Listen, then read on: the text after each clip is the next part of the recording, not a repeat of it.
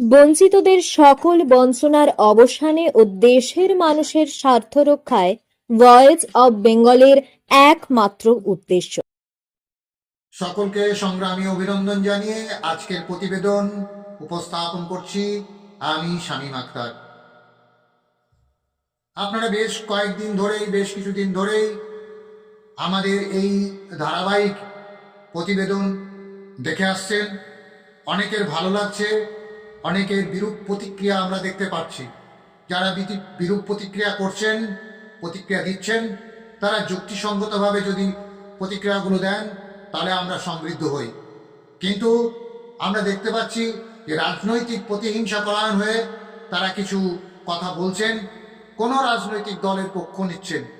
আমরা কোনো রাজনৈতিক দলের পক্ষ নই, মানে এই নয় আমরা পক্ষপাতহীন কাজ করছি। নিশ্চয়ই আমরা কারো না কারোর পক্ষে লড়াই করছি। আমরা বঞ্চিত জনের পক্ষ থেকে লড়াই করছি।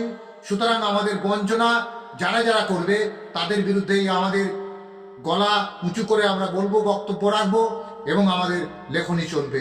সুতরাং সেই জায়গায় দাঁড়িয়ে কেন্দ্র এবং রাজ্যর যে গড়াপেটা রয়েছে সেটা আমরা প্রমাণ করতে বদ্ধপরিকর। আপনারা দেখে থাকবেন যে আমরা যখন ইপিএফ ব্যাকলগ মামলা লড়াই করি, সে সময় যখন সুপ্রিম কোর্ট আমাদের জাজমেন্ট আমাদের পক্ষে দেয় এবং রাজ্য সরকারের যে আপিল এসএলপি সেটা খারিজ করে দেয় এবং কলকাতা হাইকোর্টে নিয়ে আসে, ঠিক তেমন করেই ফার্দার তারা আমাদেরকে অর্থাৎ রাজ্য সরকার কোনো একটা অযাচিত পথ দিয়ে সেই পথ দিয়ে ঢুকে গিয়ে আমাদেরকে কোনো রকম পার্টি না করে তারা নির্দিষ্ট পথে তাদের লক্ষ্যে যেতে কেন্দ্র সরকারের দ্বারস্থ হয়, কেন্দ্রীয় শ্রম দপ্তরের দ্বারস্থ হয় এবং সেটা 20 আগস্ট 2023 সালে তারা এক্সামশন দাবি করে পায়। অহেতুক এই এক্সামশন অনৈতিক এবং অহেতুক রাজ্যকে পাইয়ে দেওয়ার রাজনীতি করেছে কেন্দ্র। সুতরাং সেই জায়গায় দাঁড়িয়ে আমরা কেন্দ্রীয় সরকারের বিরুদ্ধেও আমরা কথা বলবো, এটাই আমাদের স্ট্যান্ড। কারণ যে প্রকল্প রাজ্য এবং কেন্দ্রের যৌথ ভিত্তিতে চলছে সেই প্রকল্পে কেন্দ্র সরকার 20-25 বছর কাজ করার পরেও কি করে আমাদেরকে আমাদের দাবি অধিকারকে অবহেলা করতে পারে সেটাই এখন দেখা। সুতরাং আজকের প্রতিবেদন সেই নিরিখেই বিজেপি দাবি করছে তাদের সরকার যেসব রাজ্যে আছে সেখানে নাকি উন্নয়নের ঝোড়ো হাওয়া প্রবল গতিতে বয়ে চলেছে।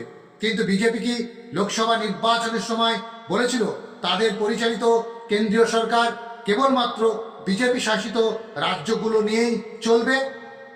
অন্যদিকে অন্য দলের সরকার রাজ্যে থাকলে তার ভালো মন্দের দায় কেন্দ্রীয় সরকারের ওপর বর্তাবে না? গোটা ভারতে বেকারত্ব, অনুন্নয়ন, শিল্প গড়া ও বন্ধ হওয়া এর দায় কেন্দ্রীয় সরকার অস্বীকার করে কি করে? তাদের শাসনে সারা ভারতে কেমন শিল্পায়ন, কেমন কর্মসংস্থান হচ্ছে একটু দেখি। এবার একটা পরিসংখ্যান দেখা যাক। সংসদে দাঁড়িয়ে স্বয়ং কেন্দ্রীয় শিল্পমন্ত্রী শোভা করণ্ডালজে এক প্রশ্নের উত্তরে জানিয়েছেন 2020 এবং 2025 এই 5 বছরে বন্ধ হয়েছে সারা ভারতে লক্ষাধিক ছোট ও মাঝারি শিল্প কারখানা। এর মধ্যে মহারাষ্ট্রে বন্ধ হয়েছে 29,000, রাজস্থানে 9,000, উত্তরপ্রদেশে 6,000, গুজরাটে 10,000, মধ্যপ্রদেশে 5,000, তামিলনাড়ুতে 14,000, তেলেঙ্গানায় 4,000, কর্ণাটকে 6,000, পশ্চিমবঙ্গে 4,700 মতো। যারা ভোট এলেই বিজেপির ডবল ইঞ্জিন সরকারের জয় ঢাক বাজান তারা এই পরিসংখ্যান সম্পর্কে কি বলবেন? কেন বিজেপি শাসনে লক্ষাধিক কলকারখানা বন্ধ হলো? কেন বিজেপি শাসনে লক্ষাধিক শ্রমিক, কোটি কোটি শ্রমিক বেকার হলো? বিরোধী দল শাসিত রাজ্যে যদি এই রাজ্য সরকারের অপদার্থতায় কারখানা বন্ধ হয়ে থাকে, তাহলে বিজেপি শাসিত অর্থাৎ প্রধানমন্ত্রী কথিত ডাবল ইঞ্জিন সরকারের রাজ্যে এ হাল কেন হলো? কেন মুখ্যমন্ত্রীর চপ ঘুগনির দোকানে কর্মসংস্থানের মতো প্রধানমন্ত্রীকেও পাকোড়া ভেজে বেকারদের কর্মসংস্থানের নিদান দিতে হয়? তাহলে আমরা কি সবকা সাথ সবকা বিকাশের কোনো সুবিধা পেতে পারি না? আমরা 20-25 বছর কেন্দ্রীয় প্রকল্প কাজ করে ইপিএফ এ রাজ্য সরকারের চৌর্য বৃত্তির কারণে আমরা সামান্য পেনশন থেকে বঞ্চিত। তার জন্য সুপ্রিম আদালতে অভিষেক মনু সিংভিদের মতো বাঘা বাঘা আইনজীবীর বিরুদ্ধে আমাদের দাঁড়াতে হয়। এরাই করবে আমাদের বিকাশ, কিন্তু কেন আমাদের প্রতি এই অবিচার? তাহলে আমরা কি ধরে নেব যাদের বিকাশ হচ্ছে তারা আর যাই হোক বঞ্চিত নন? আমরা বঞ্চিত জনেরা বঞ্চিতই রয়ে গেলাম। লড়াই আমাদের অধিকারের লড়াই।